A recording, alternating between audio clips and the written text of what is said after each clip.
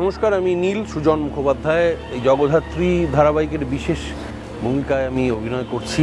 উপল মৈত্র চরিত্রটির নাম। জন্মদিনের পার্টি হয়েছিল, পার্টির পর থেকে আমার ছেলেকে খুঁজে পাওয়া যাচ্ছে না, একেবারে হাপিস হয়ে গেছে। আমি একজন IAS অফিসার হওয়া সত্ত্বেও এখন অবধি ওর কোনো খোঁজ খবর বার করতে পারিনি।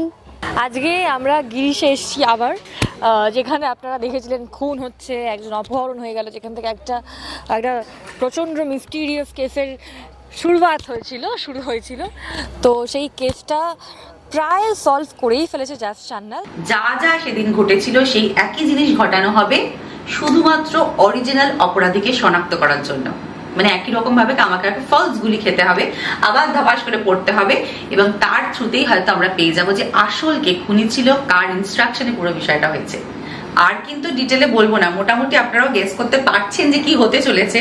এর থেকে বেশি কিছু বলে তো আর দেখতেই হবে না, তাহলে প্রতিদিন দেখতে হবে। মানে এই আসল ঘটনাটা, দুর্দান্ত যে এপিসোড আসতে চলেছে আপনাদের জন্য, এবং তারপরে কি করে কৌশিকী আর জগদ্ধাত্রী একসাথে অফিস দখল নেবে, মেহেন্দিকে সরিয়ে, বৈদেহী মুখার্জিকে সরিয়ে, উৎসব মুখার্জিকে সরিয়ে, মানে আমাদের কলকাতা কালচারের সবাইকে সরিয়ে কি করে কৌশিকী এবং জগদ্ধাত্রী সেই জায়গাটায় ফিরে যাবে, সেটাই কিন্তু দেখার বিষয়। এবং সেটার জন্য আপনারাও অপেক্ষা করছেন আমি জানি, একদম আর আমরা অপেক্ষা করাবো না। খুব শিগগিরই আসতে চলেছে আপনাদের জন্য সেই চমক।